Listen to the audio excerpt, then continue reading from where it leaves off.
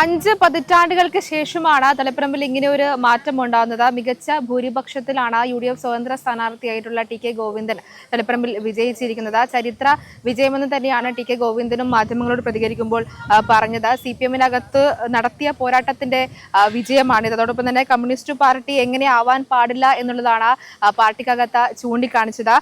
അത് അംഗീകരിക്കപ്പെടുന്ന ഒരു സാഹചര്യത്തിലാണ് ഇങ്ങനെ ഒരു മാറ്റത്തിലേക്ക് വന്നതും. എന്നാൽ ആ മാറ്റം നല്ലതാണെന്ന് തോന്നുന്നുണ്ട്. അതുകൊണ്ട് തന്നെയാണ് ഇങ്ങനെ ഒരു വിജയം ഉണ്ടായത്. UDF-ന്റെ ഭാഗത്ത് നിന്ന് നല്ലൊരു പിന്തുണയാണ് ലഭിച്ചത്. UDF-ന്റെ കൂടെ ചേർന്ന് പ്രവർത്തിക്കും തുടങ്ങിയ കാര്യങ്ങളൊക്കെയാണ് ടി കെ ഗോവിന്ദൻ വിജയത്തിന് ശേഷം പ്രതികരിച്ചത്. അതോടൊപ്പം തന്നെ LDF-ന്റെ ചുവന്ന കോട്ടയായ പയ്യന്നൂരിലും ഇത്തവണ വലിയൊരു മാറ്റം ഉണ്ടായിരിക്കുകയാണ്. രാഷ്ട്രീയ കേരളം ഉറ്റുനോക്കിക്കൊണ്ടിരുന്ന 2 മണ്ഡലങ്ങളാണ് തളിപ്പറമ്പ് അതുപോലെ തന്നെ പയ്യന്നൂരും. 2 മണ്ഡലങ്ങളിലും UDF സ്വതന്ത്ര സ്ഥാനാർത്ഥികളാണ് വിജയിച്ചിട്ടുള്ളത്.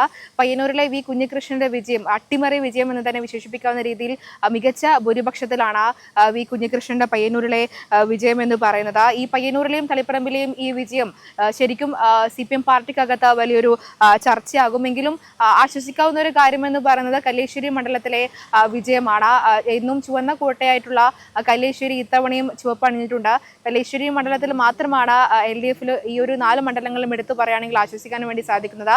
കല്ലേശ്ശേരി മണ്ഡലത്തിലെ LDF സ്ഥാനാർത്ഥിയായിട്ടുള്ള സിറ്റിംഗ് MLA M വിജിനാണ് കല്ലേശ്ശേരി മണ്ഡലത്തിൽ വിജയിച്ചിട്ടുള്ളത്. ഏകദേശം 18,433 വോട്ടുകൾക്കാണ്. കഴിഞ്ഞ തവണത്തെ നിയമസഭാ തെരഞ്ഞെടുപ്പിൽ 44,000-ത്തിലധികം ഭൂരിപക്ഷത്തിലാണ് അന്ന് വിജയൻ വിജയിച്ചിരുന്നുവെങ്കിൽ ഇത്തവണ 18,433 വോട്ടുകൾക്കാണ് കല്ലേശ്ശേരി മണ്ഡലത്തിൽ M വിജയന്റെ വിജയം എന്ന് പറയുന്നത്. എങ്കിലും മറ്റ് മണ്ഡലങ്ങളെ വെച്ച് നോക്കുമ്പോൾ ഈ ഒരു വിജയം LDF-ന് ആശ്വസിക്കാവുന്ന ഒരു കാര്യം തന്നെയാണ്.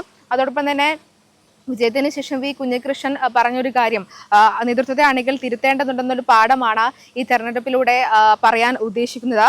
കമ്മ്യൂണിസ്റ്റുകാരനായി തന്നെ തുടരും. വലിയ നിലയിൽ ജനങ്ങൾ പിന്തുണച്ചിട്ടുണ്ട്.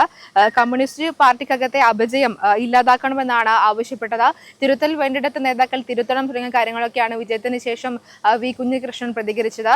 അതോടൊപ്പം തന്നെ ഇരിക്കൂർ മണ്ഡലം UDF-ന്റെ ശക്തമായ കോട്ടയാണ്. കുറെ വർഷങ്ങളായി പതിറ്റാണ്ടുകളായി UDF-ന്റെ ശക്തമായ കോട്ടയിൽ ഇത്തവണയും സിറ്റിംഗ് MLA ആയിട്ടുള്ള അഡ്വക്കേറ്റ് സജീവ് ജോസഫിനെ നിലനിർത്താൻ സാധിച്ചിട്ടുണ്ട്.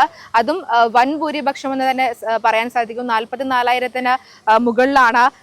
42,426 വോട്ടുകളുടെ ഭൂരിപക്ഷത്തിലാണ് advocate Sajeev Joseph sitting MLA കൂടിയ അഡ്വക്കേറ്റ് സജീവ് ജോസഫ് വിജയിച്ചിട്ടുള്ളത്.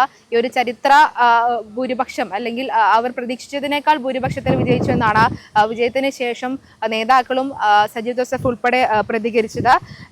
എന്തായാലും 4 മണ്ഡലങ്ങളിൽ Taliparamba Sir Syed higher secondary സ്കൂളിൽ 4 മണ്ഡലങ്ങളുടെ വോട്ടെണ്ണലാണ് നടന്നത്. പയ്യന്നൂർ, തളിപ്പറമ്പ്, കല്ലേശ്ശേരി, ഇരിക്കൂർ മണ്ഡലങ്ങൾ.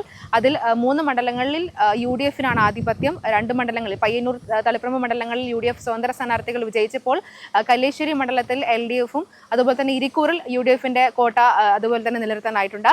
തളിപ്പറമ്പിൽ നിന്നും നികേഷ് താവത്തിനോടൊപ്പം ഷാരിമ രാജൻ, കണ്ണൂർ വിഷൻ.